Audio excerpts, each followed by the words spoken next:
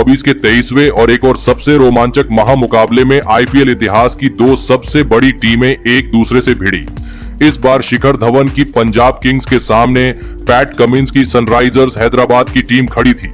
इस रोंगटे खड़े कर देने वाले महामुकाबले में पंजाब के कप्तान शिखर धवन ने टॉस जीता और पहले गेंदबाजी का फैसला लिया और हैदराबाद की टीम को पहले बल्लेबाजी के लिए आमंत्रित किया। उसके बाद रनों की बारिश करने के इरादे से हैदराबाद के दो बेहतरीन फॉर्म में चल रहे दिग्गज ओपनर बल्लेबाज मैदान में उतरे। ट्रेविस हेड और अभिषेक शर्मा के कंधों पर इस महामुकाबले में अपनी टीम को एक विस्फोटक ओपनिंग शुरुआत दिलाने की बहुत ही बड़ी जिम्मेदारी थी। लेकिन पंजाब की तेज गेंदबाजी के आगे इस बार हैदराबाद की ये गजब के फॉर्म में चल रही ओपनिंग जोड़ी थोड़ी कमजोर दिखने लगी। पंजाब की तेज गेंदबाजी इस मुकाबले में गजब की गेंदबाजी कर रही थी और फिर पारी का चौथा ओवर डालने आए अर्शदीप सिंह ने सेट हो चुके ट्रेविस हेड को शिखर धवन के हाथों कैच आउट कर दिया। ट्रेविस हेड 15 गेंद में 21 रन बनाकर आउट हो गए। ट्रेविस हेड के जल्दी आउट हो जाने के बाद अब हैदराबाद की टीम की तरफ से एडन मार्करम बल्लेबाजी करने मैदान में उतरे, लेकिन एडन मार्करम को भी अर्शदीप सिंह ने अपनी इसी ओवर में जितेश शर्मा के हाथों कैच आउट कर दिया। एडन मार्करम बिना खाता खोले ही आउट हो गए। पंजाब की गेंदबाजी इस मुकाबले में आग उगल रही थी। शिखर धवन अपने गेंदबाजों से बहुत ही ज्यादा खुश नजर आ रहे थे। अब बल्लेबाजी के लिए नीतीश रेड्डी मैदान में उतरे, लेकिन तभी दूसरे छोर पर सेट हो चुके अभिषेक शर्मा ने गेंदबाजी पर आए सैम करन को एक गजब का छक्का लगा दिया। लेकिन सैम करन ने भी हार नहीं मानी और अपनी इसी ओवर में अभिषेक शर्मा को सैम करन ने शशांक सिंह के हाथों कैच आउट कर दिया। अभिषेक शर्मा 11 गेंद में 16 रन बनाकर आउट हो गए। देखते ही देखते हैदराबाद के टॉप के 3 बड़े बल्लेबाज अब आउट हो चुके थे। पंजाब की गेंदबाजी कमाल की गेंदबाजी कर रही थी। अब बल्लेबाजी के लिए राहुल त्रिपाठी मैदान में उतरे और फिर यहां से नीतीश रेड्डी और राहुल त्रिपाठी ने मिलकर हैदराबाद की पारी के लिए एक महत्वपूर्ण साझेदारी बनाना शुरू कर दिया। नीतीश रेड्डी इस मुकाबले में बेहतरीन फॉर्म में नजर आ रहे थे, लेकिन इसके बावजूद पंजाब की गेंदबाजी ज्यादा कोई हाथ खोलने का मौका हैदराबाद के बल्लेबाजों को नहीं दे रही थी, जिस वजह से दबाव अभी भी हैदराबाद की टीम के ऊपर बढ़ रहा था। और फिर इसी दबाव की वजह से पारी के 10वें ओवर में गेंदबाजी पर आए हर्षल पटेल ने राहुल त्रिपाठी को जितेश शर्मा के हाथों कैच आउट कर दिया। राहुल त्रिपाठी 14 गेंद में 11 रन बनाकर आउट हो गए।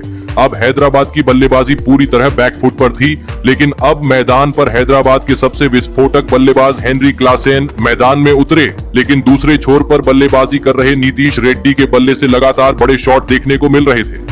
नीतीश रेड्डी की बल्लेबाजी को देखकर खुद हैदराबाद के कप्तान पैट कमिंस तक हैरान थे।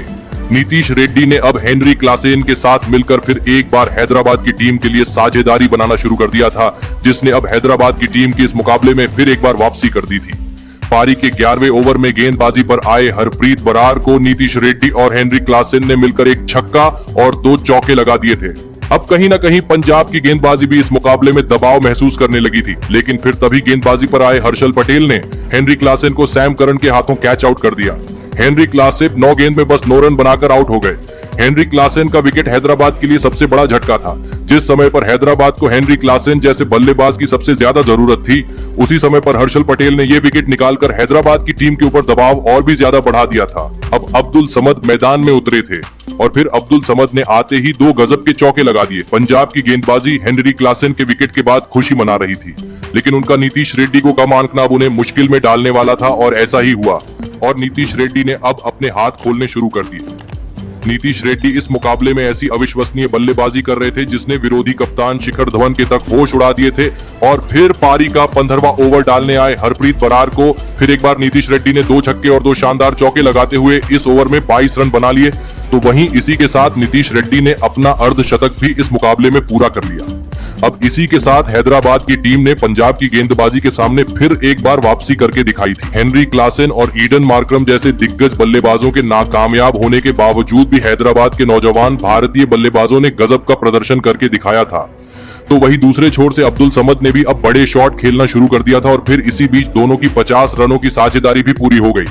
नीतीश रेड्डी और अब्दुल समद में मिलकर अब अपनी टीम को 150 रनों पर पहुंचा दिया था। लेकिन फिर पारी का 17वां ओवर डालने आए पंजाब के सबसे खतरनाक गेंदबाज अर्शदीप सिंह ने सेट हो चुके अब्दुल समद को हर्षल पटेल के हाथों कैच आउट कर दिया। अब्दुल समद 12 गेंदों में 25 रन बनाकर आउट हो गए।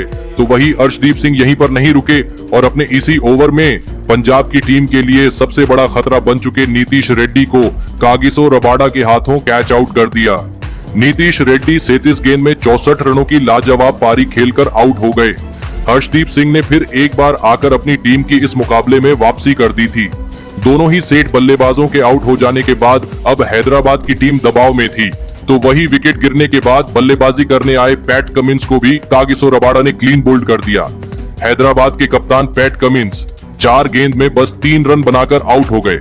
अब आखिरी के ओवरों में हैदराबाद की टीम के लिए रन बनाने की पूरी जिम्मेदारी अब शाहबाज अहमद के ऊपर आ चुकी थी और फिर पारी के 19वें ओवर में शाहबाज अहमद ने विकेट निकालने वाले अर्शदीप सिंह को एक छक्का और एक गजब का चौका लगा दिया और फिर इस पारी के आखिरी गेंद पर जयदेव उनादकट ने एक शानदार छक्का लगा दिया और इसी के चलते हैदराबाद की टीम 182 रनों का एक बड़ा लक्ष्य पंजाब की टीम के आगे रख पाई। उसके बाद हैदराबाद से मिले 183 रनों की विशाल लक्ष्य का पीछा करने पंजाब के 2 दिग्गज ओपनर बल्लेबाज मैदान में उतरे। पंजाब के कप्तान शिखर धवन और जॉनी बेयरस्टो के कंधों पर इस महामुकाबले में अपनी टीम को एक विस्फोटक ओपनिंग शुरुआत दिलाने की बहुत ही बड़ी जिम्मेदारी थी, लेकिन पंजाब की इन उम्मीदों को पारी के शुरुआती ओवरों में ही हैदराबाद की तेज गेंदबाजी ने तोड़ दिया और पारी का दूसरा ही ओवर डालने आए हैदराबाद के कप्तान पैट कमिंस ने जॉनी बेयरस्टो को क्लीन बोल्ड कर दिया। जॉनी बेयरस्टो बिना खाता खोले ही आउट हो गए।